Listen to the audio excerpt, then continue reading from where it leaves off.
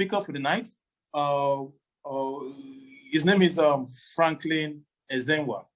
I'll read his bio quickly, and we'll get to the business of the day. So, having graduated from the University of Windsor with great distinction, Franklin has 6+ years of experience working. He has 6+ years of experience. Sorry, I'll take that again. Having graduated from the University of Windsor with great distinction, Franklin has 6+ years of experience working in the tech industry, specifically at IBM Canada, where he has had the privilege to have received a number of recognition. He's also a speaker and the author of a best-selling book on students' success, which continues to impact the life of its readers. Franklin is very passionate about helping others to achieve their goals and has experience mentoring others while at the university as well as in the workplace.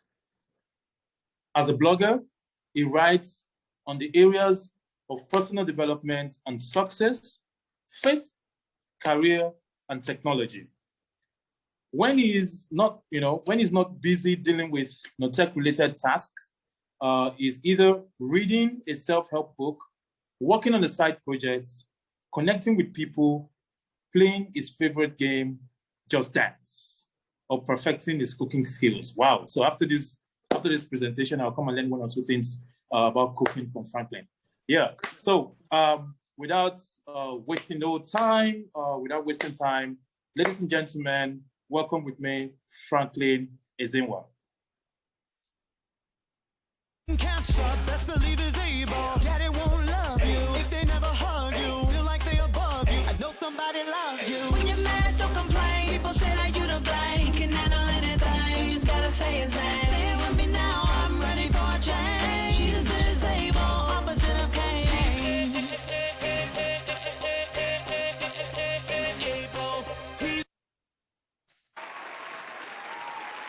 All right. Hello, everyone. Good evening, everyone. And I'm really very excited to be here with all of you. Thank you for joining. And I hope, like the time here has been time well spent. So thank you very much to the speakers. It's just been amazing, fabulous. And I've learned a lot that I'm going to be taking away from here so I can go step up my game in the different major areas of my life. So thank you very much, Bibi. Thank you very much, Oluchi. And thank you very much, UK. Very, very much appreciated. So I'm just going to share my screen so we can get started. All right. Okay, so I believe everyone, you guys can see my screen now. Okay, so I'm just going to get started. I'm going to start this off with an exercise, which I'm hoping every single one of you here can participate in.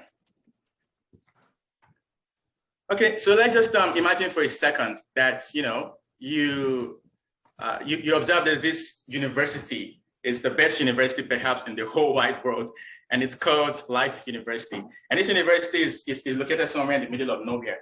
Good luck trying to find nowhere in the map of the world anyway. So, but it's the best university ever. And so the idea is at the beginning of the year, individuals, or maybe like students per se, they get enrolled in 5 major courses at this university. These are like very, very practical courses, not the ones you go to write exam for. So the 5 courses are health and fitness, spirituality, career, social and relationship, and finances. And then at the end of the year, the person or the student that has the best score across all the 5 areas would be given an award of, say, let's call it Student of the Year. And so what I'm going to be doing now is, in the next couple of slides, I'll be sharing with you 3 individual profiles, and then show you their scores across these 5 areas. And then what I'm hoping I'm going to be getting from you or your task is then to tell me who you think is going to make it as the best student of the year. Let's say 2021, that's when we're doing the thing. Okay, so makes sense? Let's move on to the next. All right, never mind. So profile number 1, this is Lizzie, some person's name called Lizzie. So if you see here in the area of health and fitness, Lizzie has a 40%, right? In other words, she is not taking good care of her health, for example, and maybe she's not eating right. She may be feeding a lot on burritos, Doritos, and all the other kind of toast that you have out there. And she's perhaps also not, taking good care of her health and fitness as well. And yeah, she's not sleeping enough as well, right? So that's 40%. And then in the area of spirituality, she has a 50%. Definitely, Jesus is knocking on the door of Lizzie's heart because, you know, she has a 50% in that area. And then in the area of career, wow, she has a 96%. She probably came to StepUp and she paid attention to what UK shared. And that's how come, you know, she has this very, very high score. So good job, UK. She's one of the students. Good job on that. And then in the area of social and relationships, she has a 25%, which is not the greatest. And she didn't really pay close attention to what Bibi shared. And I don't know if Bibi's going to be real happy with her at this point. But yeah, and then in the area of finances, she has a 67%. She kind of like paid attention to some of the things Oluchi shared and put them into practice. But, you know, there's still some room for improvements. So that's profile number 1, okay? So moving on to the next person, profile number 2 is Donnie. In the area of health and fitness, Donnie has a 97%, right? You can imagine Donnie to be this typical Johnny Bravo guy. He has very, very huge chest and then big guns, you know, and he's kind of like the perfect fitness trainer ever. If you're looking for one fitness trainer, Donnie perhaps will be the person. So he's, you know, knocking it up the park in the gym. He is also eating right and he's also sleeping right as well. And that's how come he has 97%, okay?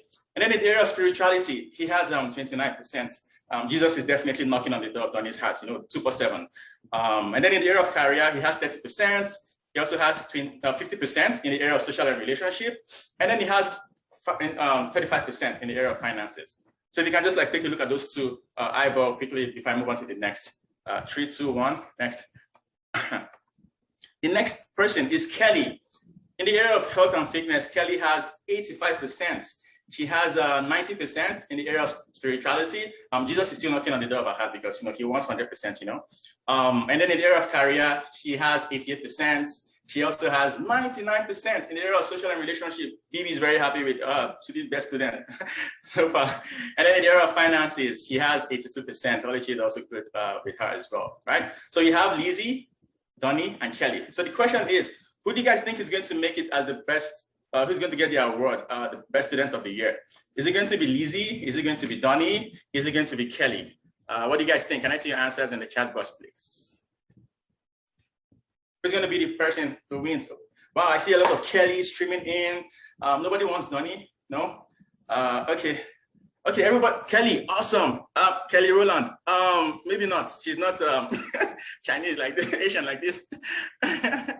Okay, yeah, so yeah, we're going to, definitely Kelly is going to be the one with the, snap. Oh yeah, so Kelly's going to be the one for sure. So we'll go with Kelly. So definitely. And so because if you notice, you see that Kelly across the board, she has very, very high scores. She's doing really very, very well in the different major areas of our life. So in other words, you can see that she's living a well-centered and balanced life. And in the course of this presentation, I will be sharing with you perhaps what's Kelly's top secret to enjoying this well-centered and balanced life and how you can possibly also apply the same thing in your life to get similar results. Okay, sounds good? All right, so let's move on to the next. So that they say those who know where they're going are able to carry others along. And so with this presentation, here's where I'm going, and I hope to take every single one of you here along with me as well. So first of all, I'm going to be starting off with the problem. The problem is the drift. So I'll share with you what exactly is the drift. You know, this scenario of, like drifting through life, moving around aimlessly without sense of purpose. I'm going to be sharing some of the reasons why we drift through life and the consequences as well. I'll then move on to touch on the solution, which is, I believe is the life plan, having a life plan. I'll talk about what the life plan is and what are some of the very, very key benefits to having a life plan. And then move on to also give an example of what it looks like and how you can also go implement it as well. All right. All right. So the problem, the drift. I don't know if you're someone like me and you see the word drift. Perhaps the first thing that will come to your mind is Tokyo Drift. If you watch the movie, you can see, this animation on the screen. It's kind of like what you would see if you had watched the movie, right? Tokyo Drift. But why did I bring this up? Well, I'm just going to pull some very, very key, I would say, key points from the scenario we see on the screen, right? With the person driving the car. So one thing we know for sure is the person driving this car has a very strong sense of control, right? The person knows, for example, where he or she is going, right? The person has also a strong sense of direction. right? Strong sense of control and strong sense of direction. And perhaps you can say the person also has a strong sense of purpose because they know exactly why they're doing this. Because, for a very big reason, this can actually be hazardous as well. So the person has a strong sense of control, strong sense of purpose, and strong sense of direction and destination, right? And if you think about this, those points that I just raised for fulfilled drift is exactly the opposite of this problem of the drift that I'm referring to here. So what exactly is this this drift that I'm talking about? So drifting basically is just this phenomenon, I would say, where you find yourself like going through life without any strong sense of purpose, no sense of direction. You're just taking in every single thing that the world is throwing at you, and you're reactive as opposed to being proactive, right? And I can assure you it's a very, very sad place or bad place to be. And I'm saying this because I know how it feels to be in a place like that. So if you're out there, and I don't know about you, but I can definitely relate to this problem of the drift, because at sometimes in my life, I find myself in that situation. And obviously there's so many reasons why we would drift through life, and I'm sharing with you a number of them. One of the main reasons I believe we drift through life is lack of clarity. And using myself as an example, like I mentioned, there were times when I found myself, drifting through life, and definitely it was because I did not have a strong sense of direction. I wasn't really clear about what I wanted out of life and from life, and I wasn't even sure very much about, direction of, say, purpose and destination where I wanted to go. And so I just found myself being tossed and slapped back and forth by the world. The world was just giving me uppercuts and supercuts and everything, right? Tossing me back and forth. And in fact, I know at that time, I found myself also caught up in this shiny object syndrome, right? Is this situation where you're going to, like for me, I was working on something that I thought was going to be potentially the next big thing. And I'm going to be working out on it. And then the moment I noticed something that looked more shiny, or as if the grass were greener on the other side, I would just let go of what I was doing and then jump onto the next thing. And I'm working on this thing. And again, the same thing too. I noticed something that looks shinier on the other side. I would let go of what I was working on and then jump onto to do the other thing, because I saw people say succeeding and excelling in that thing, right? And that's how it was for me. And again, it happened because I wasn't clear about what I wanted from life. I lacked clarity at that point. That's one very big reason, I believe. Another reason why we would drift through life is distraction. So what exactly is distraction? Distraction is basically a deviation from what is our priority in life. At any single point in time, there are possibly 1,001 plus things that we could be doing. And if we're not focused on what we have been called to do, it's very easy for us to actually drift away from what is our priority. And that's how come, life just, takes us to where it wishes. And so distraction is definitely one of the other reasons. And there are obviously so many other reasons why we would drift through life, but I'm just going to be giving those 2 points out here. And like anything in life, there are obviously consequences for every action, and the issue of drifting is not an exception, right? One of the consequence of drifting would be confusion. And again, remember the story I shared about myself at the beginning, the shiny object syndrome. Honestly, I was just all over the place, from one place to the other, from A to Z. And at some point, I actually got very, very confused and concerned about myself, that I actually had to stop myself to ask, hey, bro, what exactly are you even chasing, right? What exactly do you want from life? And so I had to ask myself really very, very deep and sincere questions, because it can be really very confusing when in life you cannot even make sense of the drama going on around you. And that's usually what happens when we drift through life. Obviously, another consequence would be pain and regret. This is the pain that comes from, say, lack of proper care and planning for ourselves, right?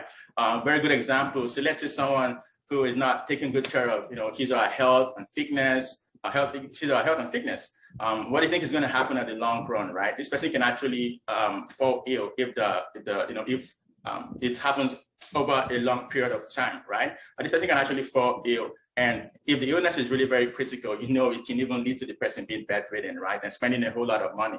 And obviously there's pain in all of these things. And most of the time, this ends in regrets. right? That's why you hear people say things like, oh, I wish I had, say, taken good care of my health. I wish I'd eaten right or taken exercising more seriously. Or I wish I would have spent more time with the people that I love and care for. Bibi touched on this as well at the beginning. And yes, I know definitely that in life, we have regrets, and I have regrets too. But I think like the idea is for us to, as much as possible, try to minimize the regrets and learn from our mistakes. And obviously there's so many other consequences to drifting, but I will share with you just those two here today.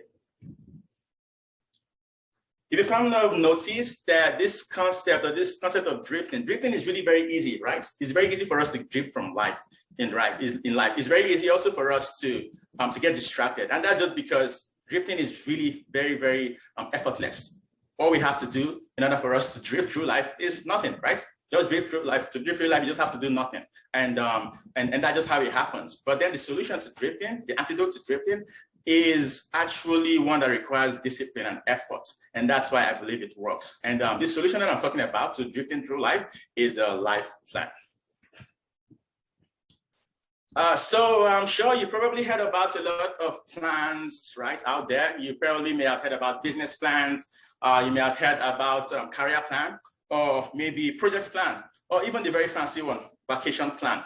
I'm sure some of you right now may be in your vacation island at the moment. You may be in Bahamas, you may be in Fiji Island, or you may be somewhere in the beach, popping some pina colada and living the life. And what can we say about that? Thanks to your vacation plan, right? But we don't hear a lot about life plan. When life plan, I believe, is the parents or the mother hen, if I may use that word, the parents of all other kind of plan, because it takes a holistic approach to planning and accounts for all the major areas of our lives. And that way we can actually see the progress we're making towards the different areas of our lives. And that's how come we can benefit and live a well-rounded and a centered, balanced life. Comparing that to taking this bottom-up approach where you focus only on, say, one or two or a few areas of your life. Doing it that way, I think you can actually put yourself in a situation where you neglect other areas of your life because you're not looking at everything from the big picture, right? And that's what normally would cause the imbalance. So one other thing that I just want to mention and why this is also very essential and important is because there are different areas of our lives. They're not actually all isolated. They may be distinct, but they're still interrelated. And that's because success and failure in one area of our life can actually spill onto other areas of our lives. And that's why this concept of holistically planning life with life plan is very essential. And I'm just going to give a very quick example to illustrate this statements, right?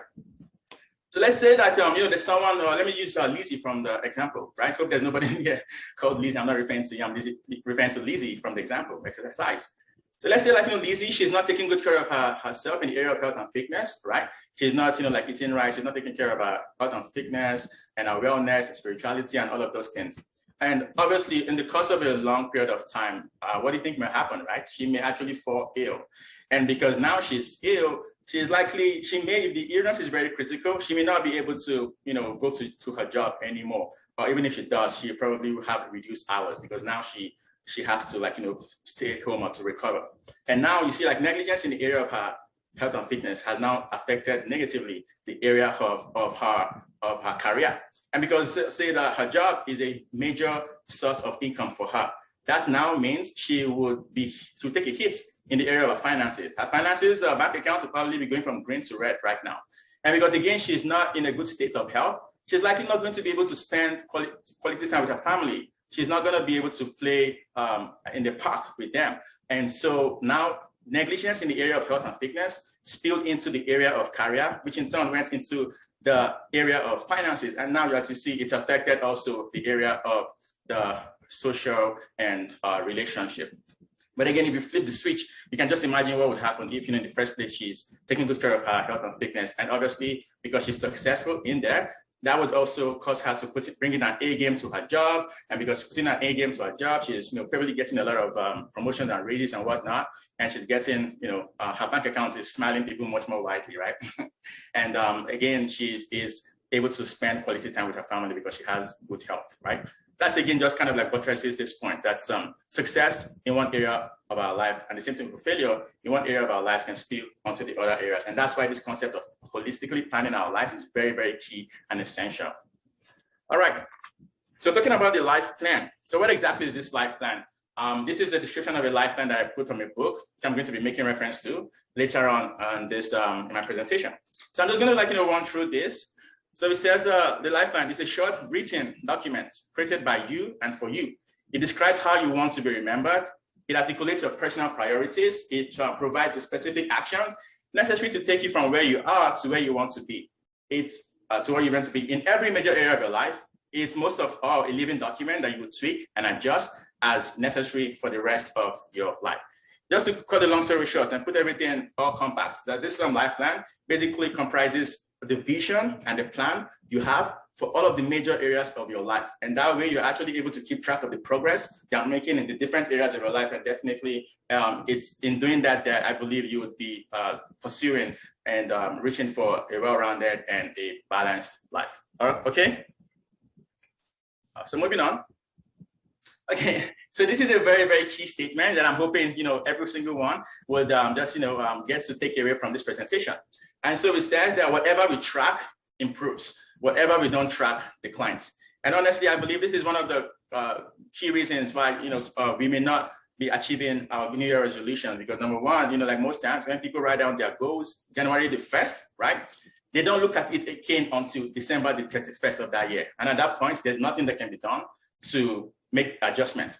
But, if, for example, we actually regularly revisit our goals and to see whether or not we're on track and then self-correct, it becomes possible for us to make the necessary changes for us to hit our goals. And so this is a very, very powerful statement that I'm hoping you will take away from this presentation, that whatever we track improves, whatever we don't track likely declines, right? Moving on. So some of you may be wondering right now, this life plan, what exactly is it? Can't I just live my life without, plan or whatnot the way I want? And you probably may be considering dismissing the idea. And I'm like, whoa, just hold on 1 second, okay? I'm just going to share with you 3 reasons why perhaps you want to strongly consider putting up a life plan if you don't have one, okay? So one of the reasons or benefits is that it's definitely going to help you with maintaining a well-rounded and a balanced life. For the reason that I shared, prior to on the previous slide, that it contains a vision and a plan for the different major areas of your life. And that way you're actually able to see the progress you're making towards the priorities that you have. And obviously in doing that, I believe you'll be able to say that you are enjoying a well-rounded and a balanced life, okay? And just something worth noting is the use of the word balance. And a lot of people didn't get this question right. So this is not, balance used in this context is not, like physics, where it means equilibrium, right? But balance here in this context means actually allotting appropriate amount of time, not equal, right? Appropriate amount of time to the different major areas of your life based on your priorities and your goals. And that's clearly because not every single area of our life requires the same amount of time for us to perform at an optimal state. You can just think about that, and I'm sure you get it right. And so that's basically one of the main reasons helped in maintaining a balanced life. The other reason why I believe it's really very beneficial is that it's going to help with identifying your current reality and your envisioned future, right? So it's regarding the current reality, I believe it's very difficult or almost impossible for us to make a change in our life when, first of all, we don't acknowledge where we are, one, and second of all, we're not brutally honest about ourselves, right? So this is one thing definitely going through this exercise of a life plan would help you to gain. And in addition to that, it's also going to help you to figure out and to identify the vision you have. That's where you want to be in the different major areas of your life. And so once those two are identified, it's now easy for you to see how you can bridge the gap between the two of them. And again, that's definitely what the life plan would help you to achieve. So the third benefit that I have is that it's going to help you to answer 3 powerful life's questions, right? Question number 1 is, what matters most to me? This is a question of priorities, right? So question number 2 is, how can I go from where I am to where I want to be? It's a question of progress. Like we humans, we actually thrive and are motivated by progress. And definitely this is the main tenet of this question. The third question is, what do I want to be remembered for? This is a question of legacy. And this is important because you see, the life we live today becomes the story that will be told of us tomorrow. And so the question is, what story do you want to be told about you? And think about that and come to the present time and begin living the life that would lead you there.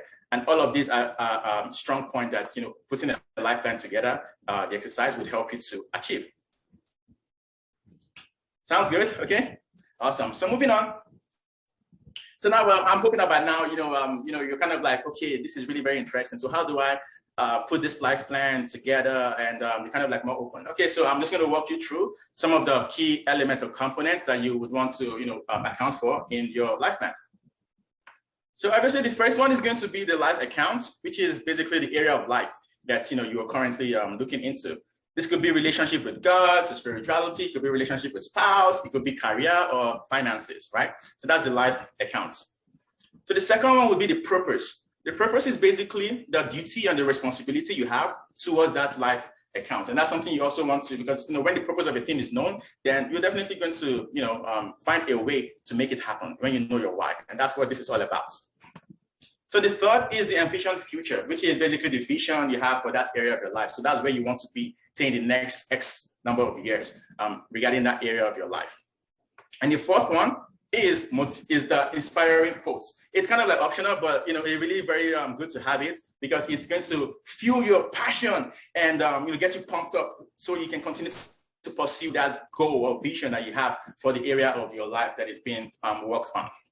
And then the fifth is the current reality. That's where you are right now. I think it was, like some of the speakers have mentioned is that we just always have to be very, very brutally honest with ourselves if we really want to make a change in our life. And that's what current reality is all about, okay? And the sixth, last but not the least, is the specific commitments. There's a saying that a vision or a goal without a plan is merely wishful thinking. And definitely that's why we always want to have specific commitment. These are going to be the actions and the activities that you commit to taking so you can move from where you are to where you want to be towards the different areas of your life. So now let's just look at your sample to see how all of this fits together, okay? So this is a life plan that was put together by Donnie. If you remember Donnie, the Johnny Bravo guy, at the beginning. Okay, our personal trainer at the beginning of the beginning exercise. Okay, so then he came to StepUp and he was like, "Oh my goodness, he really enjoyed," and he found the talks by the different speakers really very engaging and helpful. So he decided to actually take action, which I'm hoping you also will do after leaving from here. And we have a lot of exercises to help you as well with that. So Donnie put together a life plan, and this is the life plan that he has for his finances. So we're just going to walk through it. From left to right, and the rectangle will show where exactly the section that I'm zeroing in on. Okay, so right now you see account. I'm looking at the left. So account is finances because again, this is the finances. It's finances, right? That we're talking about. So the purpose, which is his why he's taking his finances seriously. He said that he wants to be a good steward of the wealth entrusted him by God. He wants to earn all that I can, save all that I can, and earn all that I can, right? So this is his purpose and the responsibility he has towards his finances, okay? Then the envisioned future that he has is, I never worry about money. I'm financially independent and debt-free by age 35. Hallelujah, brother. So, so that's basically his envisioned future, say for the next, I don't know, maybe 3 years or 5 years, where he wants to be, okay? So inspiring quotes. He said, this is one by Dave Ramsey. So he said here, you must gain control over your money or the lack of it will forever control you. So he reads this from time to time and he just fired up whenever he's down. So he can just get pumped up and continue to pursue his money goal. So again, we're in the current reality. So the top right. So this is where he is currently regarding his money. He said, I don't have a monthly budget.